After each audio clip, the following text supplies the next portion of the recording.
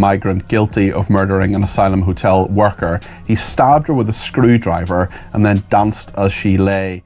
The clock strikes 11:10 p.m. in Walsall, a quiet town where shadows stretch long under the streetlights. Rhiannon White, just 27, a dedicated worker at a migrant hotel, feels an uneasy prickle on the back of her neck. She's caught the predatory gaze of a man who shouldn't be there, a gaze that seals her fate. 30 minutes later, as she hurries to the station, Dang Chol Majek, an illegal migrant from Africa, trails her like a ghost in the night. What follows is pure horror. He stabs her 23 times with a screwdriver, each thrust a savage betrayal of the trust she placed in her job. Rhian, a loving mother to a 5-year-old child, collapses, her life slipping away on the cold pavement. And as she lies dying, her killer doesn't flee in shame. He dances. Yes, dances, right back in the comfort of his 3-star hotel room, celebrating the unthinkable. This isn't just a crime. It's a spark that ignites a firestorm across Britain. The verdict in court hung in limbo. Why? Because Majek swears he's only 19, a child in the eyes of the British justice system. But verifying his age is impossible. He arrived on a small boat from Africa, no passport, no documents,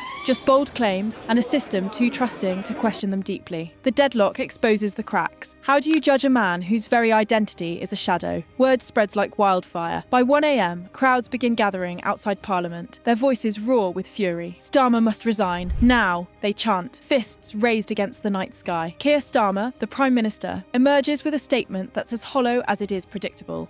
Condolences to all the victims, he intones, his words echoing in the empty chambers of power. He promises that by 2035, knife attacks will be eradicated, suppressed entirely. But as he speaks, the grim reality mocks him. There's a 57% chance that right in that moment, another machete attack has just unfolded somewhere in the shadows of the UK. The tension builds. At 7:30 p.m. the next evening, the so-called far right joins the fray, the very groups Starmer dreads like a nightmare come to life. Bottles and glass shatter against police lines, chaos erupting in flashes of violence. An order crackles over the radios. Suppress the extremists immediately. They have 30 minutes to quell the storm, but fate has other plans. At 7:41 p.m, the first fireworks light up the streets, not in celebration, but as improvised weapons. 3 more police vans roll in, sirens wailing, but the crowd swells, unyielding. King Charles remains eerily silent on the horror, his royal reserve branding him, in the eyes of the protesters, as a traitor alongside Starmer. The accusations fly. Traitor to Britain. Suddenly, opposition leader Nigel Farage drops a bombshell, leaking numbers that hit like a gut punch. Over 50,000 stabbing attacks in a single year. A new machete crime every 10 minutes. Parliament Square, packed with thousands, erupts in disbelief. This is just the court-reported criminals. They accuse Starmer. Analysts crunch the data and whisper the truth. The real figures could be 3 times worse, hidden in the unreported darkness. Meanwhile, on the choppy waters of the Channel, 3 more boats laden with illegals are spotted breaching the sea border. At 8 p.m, sharp, figures in black masks rise from the throng, their faces obscured, but their intent crystal clear. Ryan White had cared for these migrants in a plush 3-star hotel, only to be slaughtered by one of them. And Starmer's response? We strongly condemn violence. We call for tolerance towards minorities. Farage fires back without mercy. They are becoming the majority. Only 35% of native English people are left in London. Then, the unexpected twist. Donald Trump weighs in from across the Atlantic. His video on Twitter explodes to 8.3 million views in just 2 hours. I look at London where you have a terrible mayor. Terrible, terrible mayor. And it's been so changed. So changed. Now they want to go to Sharia law, but you're in a different country. You can't do that. Both the immigration and their suicidal energy ideas will be the death of Western Europe if something is not done immediately. Trump doesn't name names, he doesn't need to. The ripple effect is immediate. Starmer's regional ratings plummet by 2.5% in 7 hours. Critics pile on. When even the US president meddles in Britain's affairs, it signals the quicksand beneath Starmer's feet. The protests surge unchecked. Within 4 hours, the waves of demonstrators turn from demands to action. 22 shop windows lie in shards. 124 arrests are made. 58 people rush to hospitals. But then the damning numbers surface online. The nail in the coffin. £6 million a day funneled from British taxpayers' pockets to house migrants. Police vans are abandoned in the melee, and masked figures destroy them over 6 gruelling hours. Starmer is slated to address the nation by morning, but the crowds sense the dawn might bring no relief. The opposition presses. Why hasn't Dang Chol Majek's religion been disclosed? And why hasn't Starmer evicted the illegals from that hotel yet? Silence from Downing Street only doubles the rage. New vans arrive, encircled by the mob. Officers unleash dog units, snarling beasts meant to intimidate, but the protesters stand firm, fear eclipsed by fury. Media outlets brand the crowds far-right extremists, urging the public to stay indoors. At a European meeting, Starmer denounces them. This is an absolute minority of radicals. Our nation does not support them.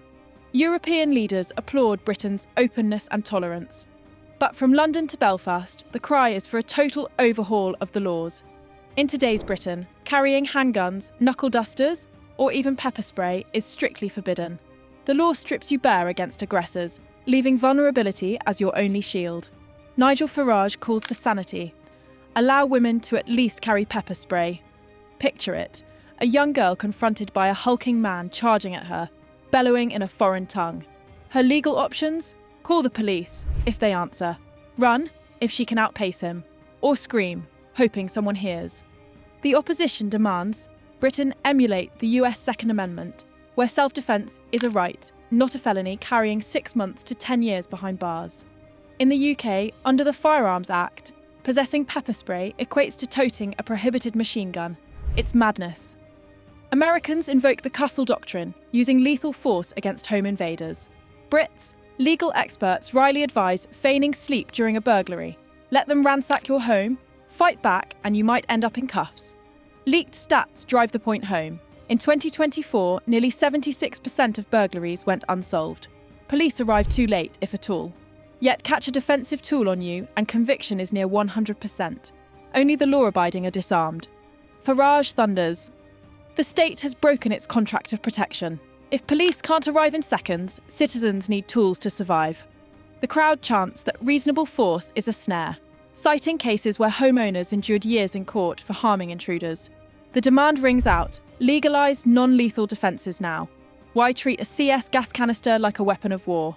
The public tires of being easy targets. Violent crime spikes 18% in some areas. But the government obsesses over banning zombie knives, ignoring the roots.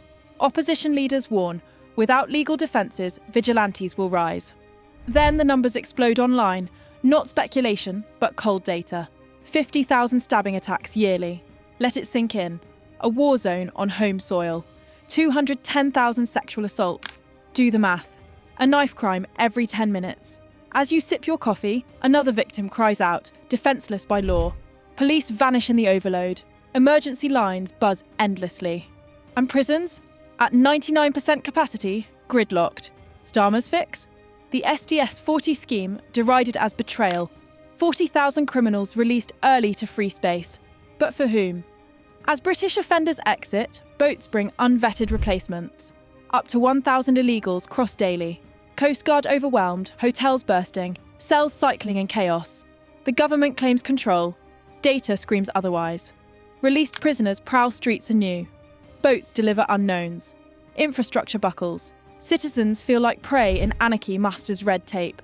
The 50,000 knives persist. 210,000 victims await justice. But justice needs cells. And cells are scarce. Starmer's answer: release the guilty, not build more. It's capitulation, trading safety for ease. As winter bites, terror deepens. The government axes winter fuel payments. 10 million pensioners lose £200 to £300 each. Homes go cold, rooms unheated. Yet migrant facilities hum with warmth. Critics highlight the chasm. Lifelong taxpayers shiver while arrivals get billions. £4.7 billion yearly. £8 million daily on hotels. Right-wing voices decry the shattered contract. Seniors endure, migrants thrive at public cost. Starmer blames a £22 billion black hole from Conservatives, touting tough choices for economic rescue. But voters see priorities skewed. Non-citizens over elderly. Trust crumbles as demographics reveal fraud. Adult men pose as minors for foster care and leniency. In Rayan's killer's case, he claimed 19. Biology hinted 27. Home Office data. In challenged cases, 2/3 are adults exposed as liars, invading child spaces. Starmer vows scientific age checks like bone scans, but bureaucracy drags. Delays endanger real kids. Anger boils over two-tier justice. Natives jailed for online words, foreigners spared for violence. Overcrowding frees predators. Speech inciters get swift cuffs. Starmer denies bias.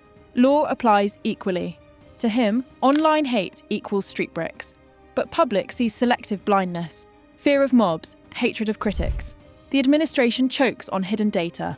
Starmer promised safety. 50,000 stabbings indict failure. Policies disarm the innocent, empower aggressors. Knife crimes every 10 minutes, yet defences banned. 210,000 assaults, but speech policed over streets. Confidence vanishes with prisons at 99%. SDS 40, necessity or betrayal. Releasing 40,000 fractures trust. Taxpayers fund incarceration, only for early exits to accommodate arrivals. This logistical farce shatters bonds deeper than economics. Tonight's chaos isn't just pavement rage, it's Home Office logic crumbling. Emergencies unanswered, optics managed over law. Operational capacity justifies freeing felons as boats arrive. Whitehall stalls. Admitting crisis means confessing implosion. Analysts, UK uniquely favours perpetrators over communities.